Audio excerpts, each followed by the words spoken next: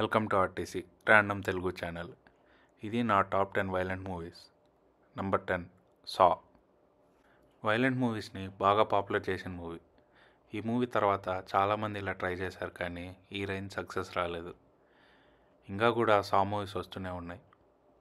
మరి జస్ట్ వైలెంటే కాదు, ట్రాప్స్ చాలా క్రియేటివ్గా ఉంటాయి. ప్రతిదానికి ఒక పర్పస్ ఉంటుంది. Number 9 the nightingale. ఈ మూవీ అందరికి నచ్చకపోవచ్చు, స్లోగా ఉంటుంది, కానీ చాలా వైలెంట్గా ఉంటుంది.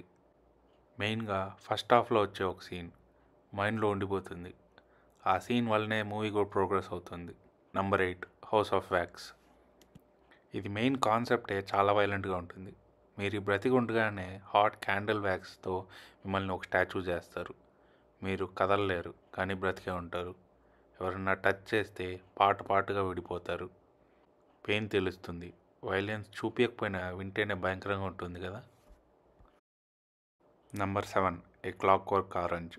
ఈ మూవీ ఒక వైలెంట్ సీన్ తర్వాత ఒక వైలెంట్ సీన్ ఉంటుంది.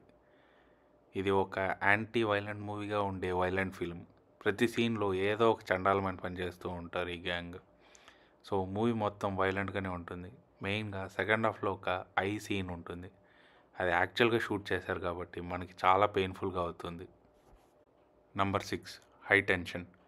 ఈ మూవీ మొత్తం చేస్ లాగా ఉంటుంది. చేస్లోనే చాలా వైలెంట్ సీన్స్ ఉంటాయి. మనకి ఎక్స్పెక్ట్ చేయని విధంగా స్టోరీ కూడా ఉంటుంది. సినిమా మొత్తం క్యారెక్టర్ ఎప్పుడు బ్లడ్లో కవర్ అయి ఉంటారు. చాలా వైలెంట్గా ఉంటుంది. అది చెప్తే ట్విస్ట్ రివీల్ అయిపోతుంది. Number 5 anti Christ. పేరులోనే ఉంది, క్రైస్ట్కి ఆపోజిట్. అంత సిన్ఫుల్ మూవీ. చాలా అంటే చాలా వైలెంట్గా ఉంటుంది. మెయిన్గా క్లైమాక్స్లో ఒక సీన్ ఉంటుంది. ఒక బాడీ పార్ట్ని కట్ చేయడం ఎప్పుడు చూసుంటారు అలాంటిది. మొత్తం బాడీ షివర్ అవుతుంది మనకి చూస్తుంటే. Number 4 wrong turn. ఈ మూవీ చాలామంది చూసుంటారు. క్యానిబల్స్ గురించి. మనుషుల్ని చంపి తింటూ ఉంటారు. అక్కడే కావాల్సిన వైలెన్స్ వచ్చేసింది. ఇంకా మనకు నచ్చిన క్యారెక్టర్స్ని చంపి తింటుంటే ఇంకా ఫీల్ అవుతాం. బాడీ పార్ట్స్ ఒక్కొక్కటి కట్ చేయడం, దాన్ని మళ్ళీ తినడం, ఇలాంటి సీన్స్ చాలా ఉంటాయి. చాలా వల్గర్గా ఉంటుంది. నంబర్ 3 బాన్ టామ్ హాక్. ఇది కూడా రాంగ్ టర్న్ సిమిలర్గానే ఉంటుంది. బాడీ పార్ట్స్ని కట్ చేయడం అలాంటిది. వైలెన్స్ ఇంకా ఎక్కువగా రియలిస్టిక్గా ఉంటుంది. సో చాలా ఎఫెక్టివ్గా ఉంటుంది. మెయిన్గా లాస్ట్ హాఫ్ అన్ అవర్ మాత్రం చాలా చాలా అంటే చాలా వైలెంట్గా ఉంటుంది. బాడీని హాఫ్గా కట్ చేస్తారు. అది చాలా రియలిస్టిక్గా ఉంటుంది. సో మనకి చాలా పెయిన్ఫుల్గా అనిపిస్తుంది. Number 2 Marco.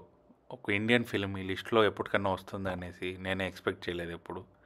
అసలు సెన్సార్ బోర్డు ఎలా అలో చేశారని కూడా అర్థం కావట్లేదు.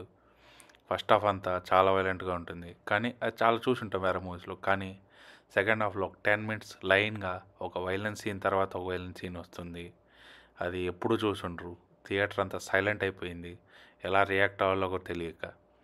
ఒక వీడియో కూడా చూశాను, జనాలు కొన్ని మంది అసలు కళ్ళు తిరిగి పడిపోతున్నారు.